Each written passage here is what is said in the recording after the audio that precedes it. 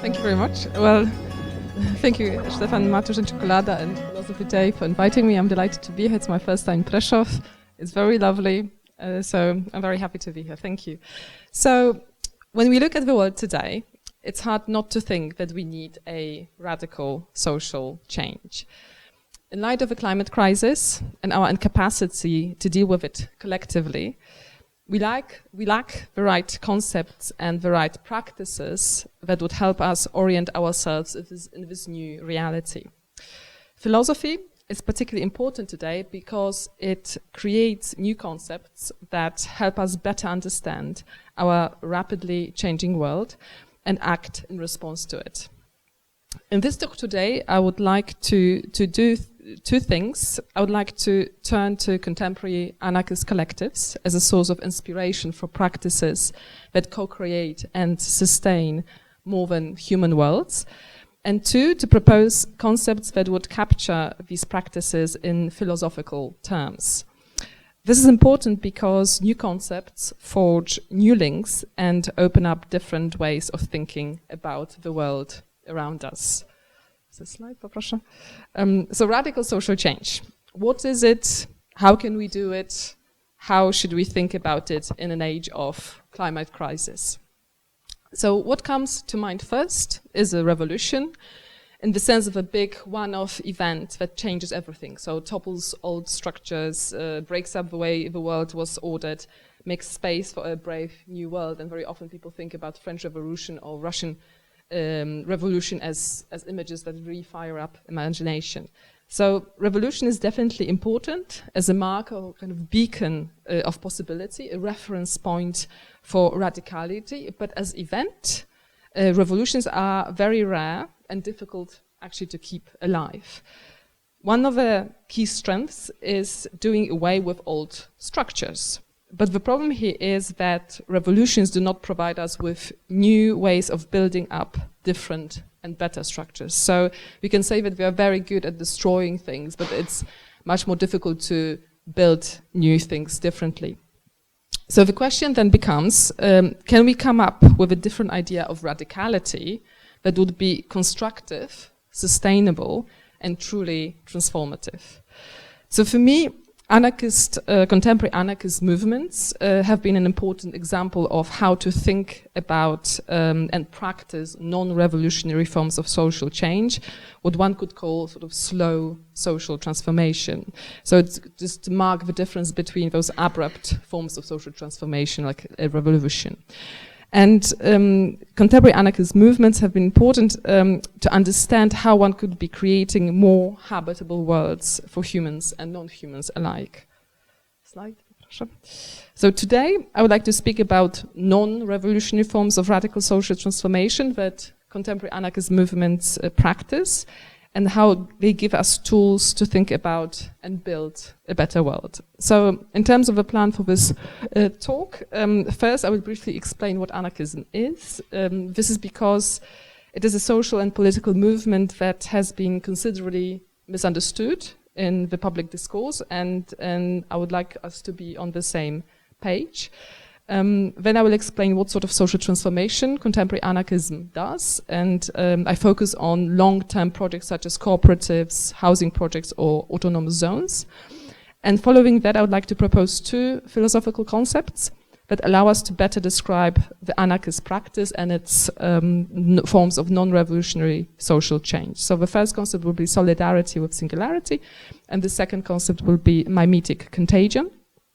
And these two concepts allow us to include more than human worlds into our political considerations and move away from ontologies of separation, but posit humans as autonomous beings that are independent from the outside world, from nature, and that in a way draw a clear distinction between humans and non-humans. So that's our road plan, and one could say that this is in a way, to some extent, a dialogue with the first lecture of Philosophy Day today with Richard Stachel, who has been also talking about Anthropocene, but on much more kind of global and international planetary level. So slide, please. So what is anarchism? Anarchists and anarchy have often been misunderstood and misrepresented in a wider public discourse. And you might associate the word anarchy with disorder, with chaos, with punk culture, with black bloc activism, with assassinations of monarchs and heads of states and priests and terrorist attacks and bombings. And that's true that, in a way, anarchists carried out a string of assassinations and bombings at the end of 19th century, in the beginning of 20th century, as a part of propaganda by the deed. But soon enough, they realized that actually this sort of activity is not very constructive, or in a way, if you cut off one head, two more shall take its place. But so they changed the strategy. But unfortunately, the bad reputation of anarchists as terrorists has stuck with them until today. Slide. And if we see the popular culture, we can think about Joseph Conrad's Secret Agent, or Chesterton's The Man Called Thursday, or even a James Bond film, No Time to Die, from April 2021, where you have an anarchist terrorist leader, which makes no sense whatsoever. But okay, but still you see how certain ghosts of the past, 19th century anarchism, with some sort of propaganda mixed with lack of necessary background and history of social movements, still associate anarchism with violence rather than with construction. Slide, please. But what is actually anarchism? So a classical definition would be that anarchism is a political movement and political theory holding all forms of governmental authority to be unnecessary and undesirable, and advocating a society based on voluntary cooperation and free association of individuals and groups. It is a left-wing political movement, and perhaps you're familiar with names such as Pierre-Joseph Proudhon, Mikhail Bakunin, Emma Goldman, Peter Kropotkin, Max Stirner, so all 19th century thinkers and activists. And officially, so to say, the movement started with Proudhon's book What is Property from 1840, and the answer to this question is, well, property is theft. Anarchism comes from the word anarchos, so without a ruler. So there's no hierarchy, no domination. A famous slogan is no gods, no masters. And whenever you see A in a circle, and we can see also the symbol on today's poster, so it is about order without a ruler, order without authority. In terms of ideas, basic ideas, it's critique of capitalism as a source of exploitation, inequality and suffering, and relatedly critique of the state due to unjustified hierarchy and monopoly on violence. But there's now debates in the 21st century to what extent we can still critique state from that perspective. So the aim is society based on free and voluntary associations that are self-governed, cooperation, community, self-reliance, horizontal structures, so no leaders, no revolutionary vanguard, collective decision-making through consensus. And finally, in terms of values, it's solidarity, equality, freedom, and there are some debates which is the most important value, but these are basically the core values that are shared. Slide. So there are many types of anarchism: green anarchism, anarcho-anarchism, anarcho-communism, anarcho-primitivism, depending what sort of focus point there is. So in a way, this is classical anarchism with some basic ideas, and now we can move to contemporary anarchist movements that are slightly different in the way that they operate and what they focus on. Slide. So there has been a shift from old anarchism to contemporary anarchism in many different ways. Contemporary anarchism is only in small part a direct continuation of the 19th and 20th century anarchist movements, which have effectively been wiped off the political scene by the end of the Second World War. And instead, the roots of today's anarchism can be found in a fusion among radical social movements since the 1960s, whose paths had never been overtly anarchist. And here I would like to sort of point to Uri Gordon's excellent book, Anarchy Alive, that describes very well contemporary anarchist movements and on which this sort of analysis is based on. So contemporary anarchist movements that fused at the turn of the 21st century include the radical direct action and of ecological, anti-nuclear and anti-war movements, and of movements for women's, black, indigenous, LGBT and animal liberation. while often drawing directly on the anarchist tradition for inspiration and ideas, the re-emergent anarchist movements also in many ways different from the left libertarian politics of 100 or even 60 years ago. And for instance, networks of collectives and affinity groups replace unions and federations as the organizational norm. The movement's agendas are broader, so ecology, feminism, animal liberation, and they are as prominent as anti-militarism and workers' struggles of classical anarchism.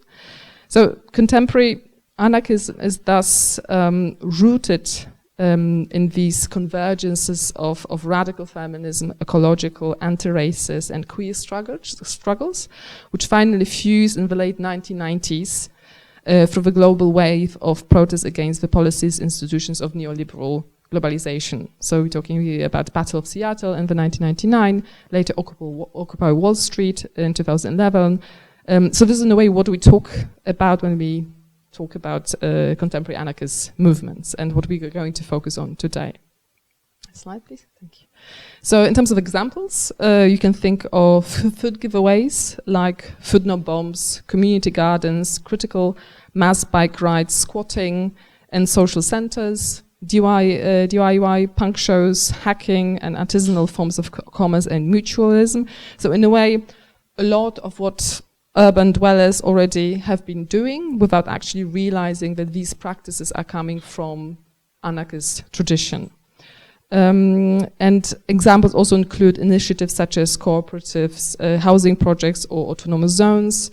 And these are interesting and relevant for thinking about forms of alternative social change because these practices are sustained, long-lasting, and radical.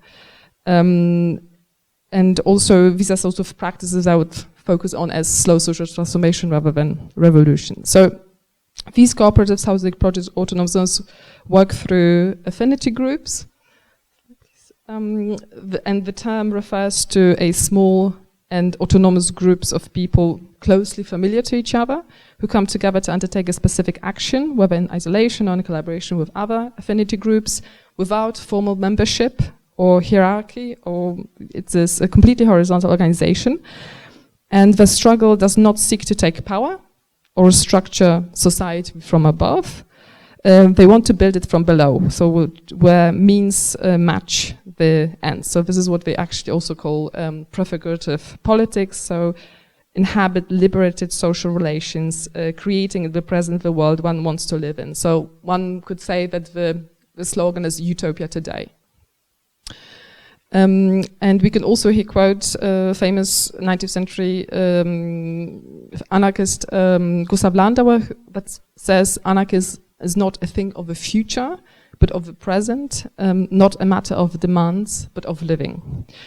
So contemporary anarchist movements include also resistance to all forms of domination, emphasis on diversity and open-endedness, rejecting detailed prognostic blueprints for a desired future society, and propaganda by the deed, but this is a different meaning to propaganda of the deed from the 19th century, where bombings is much more we were going to create a certain structure, a commune, where we will live what we want, the way that we want the world to look like.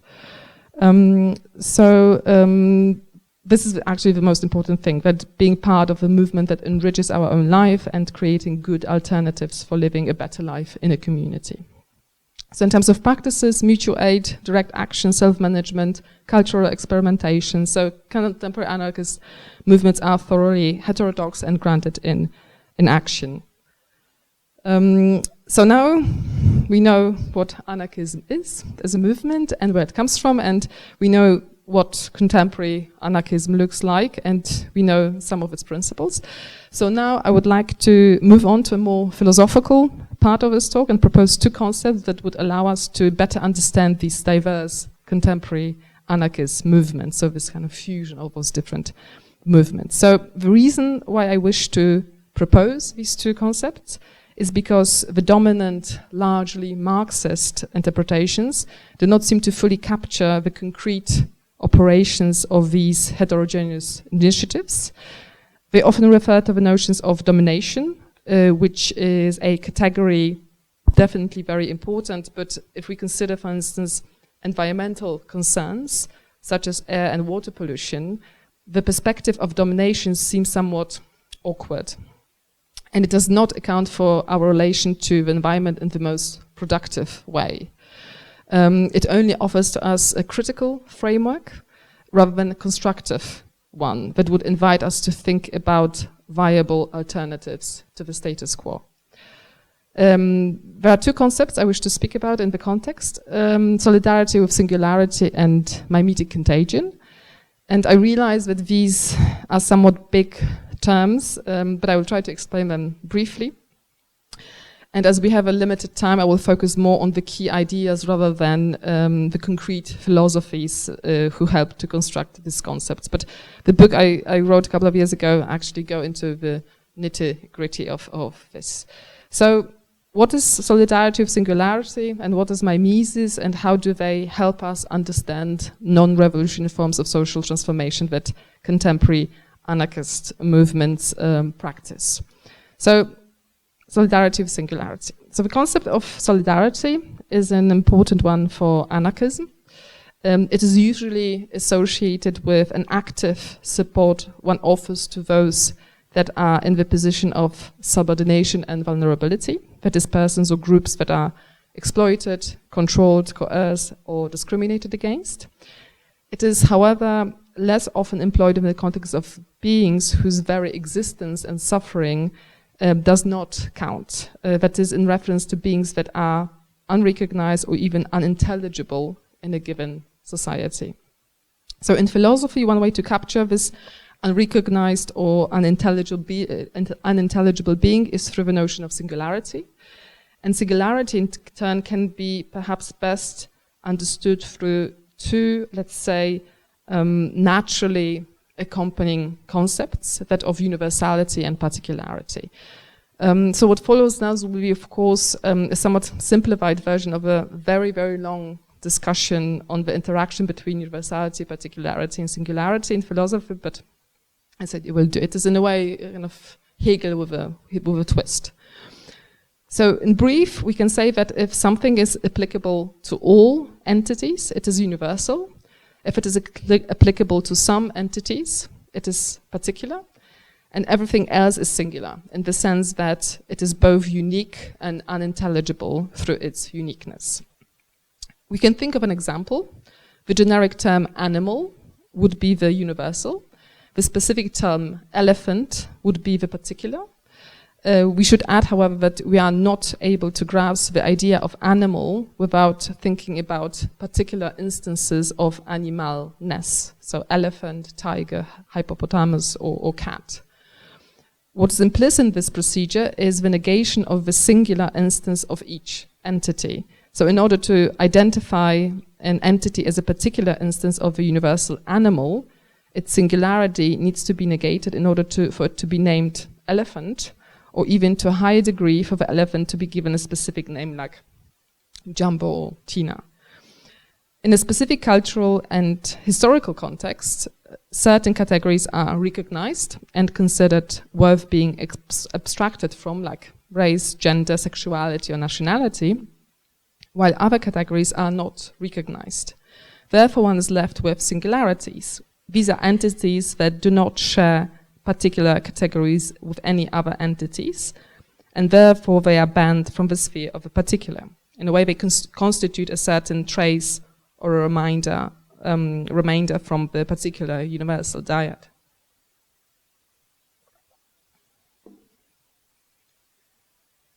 One can define singularity in this context as standing alone or kind of invisible.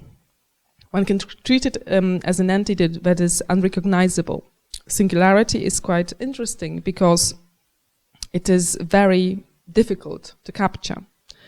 One could say that it is a flickering category. It is an instance that appears and disappears. At some moments it becomes visible, and at others not, depending on specific configurations in a given context.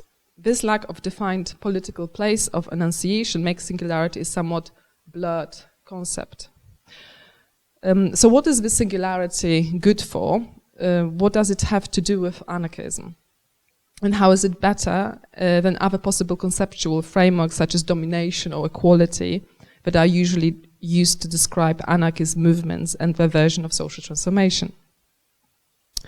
Well, I think the key advantage of Singularity is that apart from accounting for the invisibilized humans, and here I use invisibilize in the active form as making something invisible, it can also accommodate non-humans, and in that way it can lead to a non-anthropocentric conceptualization of solidarity, a sort of radical idea of solidarity with a non-human outside. Political and philosophical discussions around domination or equality often hover around human beings. However, in light of contemporary anarchist concerns with non-human beings, specifically from the environmental ecological activist groups in anarchist circles, these concerns with non-humans need to be accounted for theoretically as well. In my view, solidarity with Singularity is a concept that unites the efforts of different anarchist activist groups, be it environmental issues, the abuse of animals, or discrimination towards the transgender. I would argue that it is solidarity with Singularity, also beyond the question of the human, that is at the center of anarchist concerns. Solidarity in anarchist practice, as understood here in terms of concrete practices rather than a feeling of empathy or compassion, is immediately opened up towards anything that is in need of solidarity, animals, the environment, or different humans. So by rethinking the concept of solidarity in that way, it is also possible to give a stronger support to the eco-anarchist aims and aspirations, so also from a philosophical perspective. As I said at the beginning, rather than favoring a one-off radical disruptive event, a sort of revolution, anarchist practice favors a form of social transformation that happens every day by repeating practices that create more habitable environments. Solidarity with Singularity is a useful concept, but it does not seem enough to capture the modes of operation of such anarchist initiatives as cooperatives, housing projects, autonomous zones. That is, it is not able to account for the idea of non-revolutionary forms of social change that are so key to anarchism.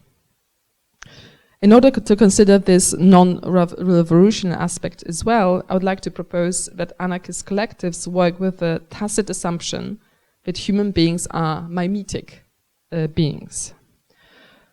What does this mean, and what does mimesis mean here? So, mimesis is a very old concept, stretching back even to the pre-Platonic times. The term has had different conceptual constellations in different historical periods. The version that we are going to use here is one that considers mimesis as a form of imitation, a procedure whereby a human being imitates, wittingly or unwittingly, the behavior of another person. Simply put, the basic assumption is that we exist in a world populated by models to be imitated, and these models around us perform norms that they previously mimetically acquired by being in direct exposure to other people, just as we mimetically acquire norms and behaviors by being exposed to other models, friends, family, parents, teachers, pop stars, celebrities, Jesus. So because we are born into an already populated world, and our entire socialization happens through an exposure to other people, we basically cannot exist without having imitated others. So to make it a bit simpler, whenever I use mimesis, basically I mean imitation. So now, what does it have to do with anarchism? So a constant negotiation between this incessant, almost mechanical, mimetic repetition of available models and an attempt at channeling mimesis into a particular direction is an angle from which we can consider anarchist collectives. Such a directed channeling of mimesis can be considered in terms of mimetic training that anarchist cooperatives mobilize. So mimesis here and mimetic training could be defined as a directed bodily repetition of available models. As we know, the greatest part of ongoing activity in the anarchist organizing takes place on a micro level of affinity groups and various collectives. Such collectives are based on cooperation, solidarity, and community, and they can be either more permanent, like establishing a housing project, a publishing house, a co-op farm, or less permanent, like short-term coming together for the purpose of one activity, like guerrilla planting of trees in an urban space. Such groups can be understood in mimetic terms as a form of collectivity whose aim is to create an environment where good habits are trained and reinforced. Housing projects, squads, cooperative farms, autonomous zones are structures that provide mimetic models for imitation and train habits of its participants. These, let's call them here, training camps, give support to the ones in need of solidarity and also create models that will, it is hoped, infect adjacent spaces and so will spread the contagion of change. The idea is that a practice could catch on and create a habit that people would keep in mind and embody by default. In its practices, anarchism actualizes the assumption that humans are mimetic beings who build and share spheres with others in the world. Because one's already an active mimetic being that establishes habits through repetition, social transformation is a question of directing one's mimesis. It means directed it towards habits that improve the spheres we inhabit, not only by ourselves, but for other humans, animals, plants, the natural environment surrounding us. It means directing mimesis towards solidarity with the oppressed and the unintelligible. Anarchism realizes this intuition about human beings as mimetic creatures and their inextricable relation to the surrounding world. That is why contemporary anarchism in practice can be viewed as an effective form of harnessing mimesis towards a more habitable world in an age of climate crisis. So to conclude, the combination of these two conceptual frameworks, solidarity with singularity and mimetic training, is useful on two levels. First, it is useful for understanding contemporary anarchism and treating it as a source of inspiration for egalitarian and sustainable practices that we could also adopt in our daily, individual and collective lives. And second, this framework is useful for thinking about our world today. So first, understanding contemporary anarchism. So the proposed framework offers an alternative structure to the usual philosophical model that scholars use in order to describe anarchist collectives and their social transformation, that is Gilles Deleuze and Félix Guattari rhizomes. And although rhizomes are a powerful image, they emphasize the network links between entities rather than spaces in which these entities are embedded. And spaces which anarchists create through their practices and which they inhabit in cooperatives, autonomous zones and housing projects are crucial for understanding contemporary anarchism in practice. So a much more apt image for anarchist collectives would be foam. Although it is arguable whether anarchism is in need of a single umbrella term that gathers together its diversity, I would nevertheless suggest that solidarity with singularity in a mimetic framework could be such a concept. The aim is here to proceed from practice to theory rather than from theory to practice. Basing on what contemporary left-wing activist collectives offer us in terms of actual political practice, we can translate these efforts into a conceptual framework in order to understand and support their efforts. Slide poproszę. Second, This framework can be useful for thinking about our world today. And anarchism is a political model where there is no single archy or single principle to rule all beings in all settings.